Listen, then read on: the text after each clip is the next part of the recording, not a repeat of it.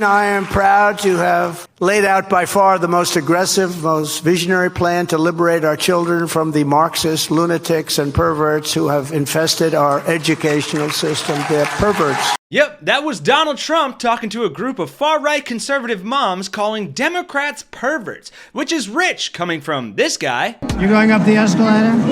I'm going to be dating her in 10 years. I've said that if Ivanka weren't my daughter, perhaps I'd be dating her. Oh, it's so weird. Blood coming out of her wherever. Nobody respects women more than I do.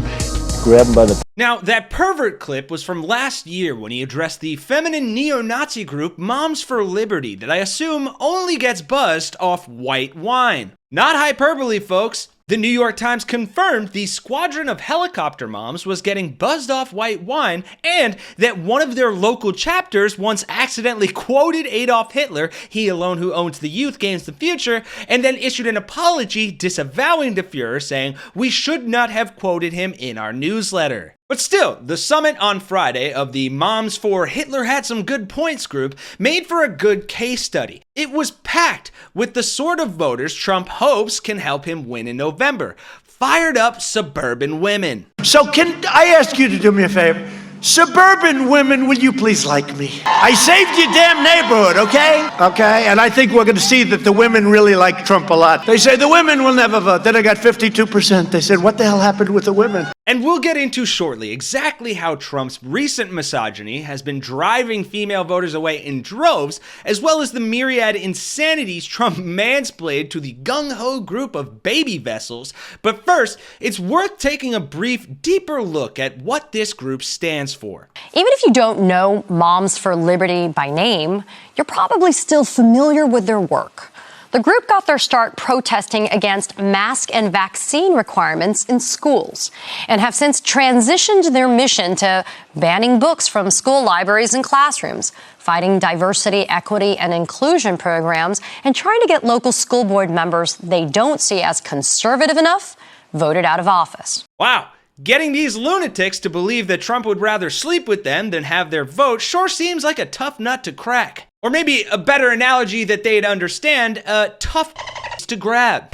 Grab them by the... But that didn't stop Trump from giving it the old I'm famous enough to get away with it try at this year's so-called Joyful Warriors annual summit. That included, and this is true, panels called What Does It Mean to Abolish the Department of Education and Moms Know Best, Protecting Kids from Secret Gender Transitions in Schools, including literature on child sex trafficking and on the damage wrought by COVID-era school closures, as well as copies of a book titled Take 2 Aspirin and Call Me By My Pronouns, Why Turning Doctors into Social Justice Warriors is Destroying American Medicine. And believe me, I know, based on that alone, it seems like there is no way these women could have any qualms with the heaps of insanity and misogyny Trump has been spouting out more than he does Big Mac sauce into his diaper. But I promise you, as MSNBC and The Times have both reported, even these women are starting to smell his shit for what it is. So allow me to share with you a couple examples of the most insane parts of this thing, and then we'll break down just how poorly it's actually playing for him. Starting with this insane clip that really needs no introduction. What's happening to our country is being poisoned, and your schools and your children are suffering greatly because they're going into the classrooms, they're taking the seats, and they don't even speak English. It's crazy. And we have our people that aren't going into a classroom. We have students that were there last year. They're not allowed into the school this year.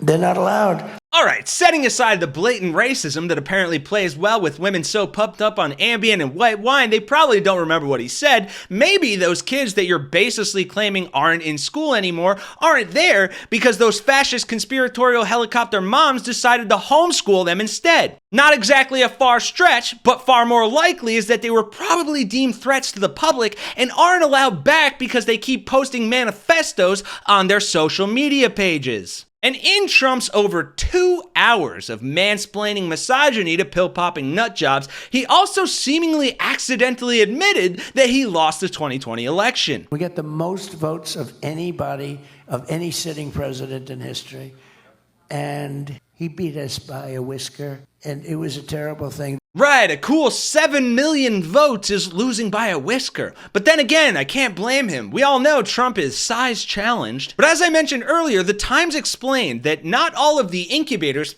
women, were entirely enthralled with Trump's latest remarks with regard to those of their shared physical anatomy. It was an interesting time for Mr. Trump to address a women's group, given that lately he has been attacking Vice President Kamala Harris in even more misogynistic ways. He has implied that Ms. Harris's former romantic relationship with Willie Brown, a former San Francisco mayor, fueled her political success, and on Wednesday, he shared a screenshot on Truth Social showing an image of Ms. Harris and Hillary Clinton, appended with commentary from another user with a reference to oral sex. Asked what she thought about Mr. Trump posting this, Ms. Justice stammered, "You know what? I think that a lot of people say a lot of things, and we're focused on the issues that are hurting American voters." But some of the Moms for Liberty acknowledged they would prefer a little less crude talk from the man they hope will lead the nation once more. "Well, that was really tacky," said Ava Maria Scott, a financial advisor and mother of 4 from Fredericksburg, Virginia.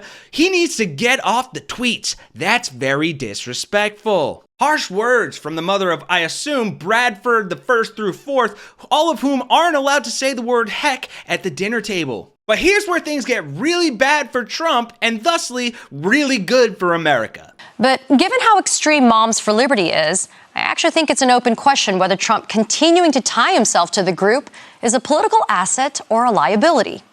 This week, the Tampa Bay Times reported that of the 14 candidates Moms for Liberty backed in Florida's recent school board elections, only 3 won. Another 6 lost and 5 are headed to runoffs in November. Even Sarasota County, where Republicans hold a 2-to-1 majority over Democrats, 2 Moms for Liberty backed hopefuls lost. And that reflects a national trend. And the number of losses that are being racked up by Moms for Liberty-backed candidates for school board races especially is pretty remarkable. Unfortunately, we've seen this far-right extremism not just in the state of Florida. We see it in all 50 states. So that's why I felt compelled to organize the opposition with my organization called Educated We Stand. And our goal is to elect and protect pro-public education candidates for school board.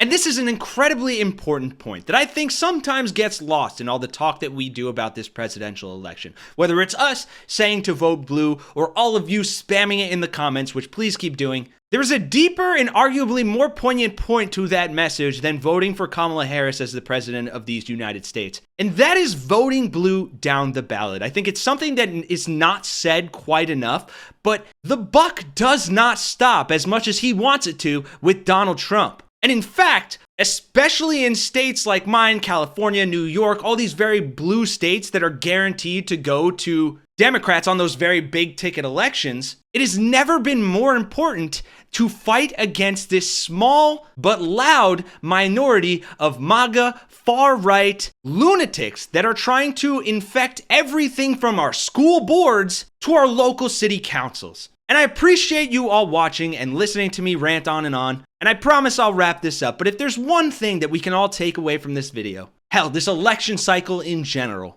it is to please pay attention to those down-ticket ballots, even more so than who you vote for as president, and to make sure that the people that you're electing to have the most direct impact on your local life are ones that you can proudly stand behind and actually represent your values. Again, thank you all for watching. Thank you for being here. Smash that like button, subscribe if you agree. For Really American, I'm Kenny Hesse, and I'll see you all in the next one.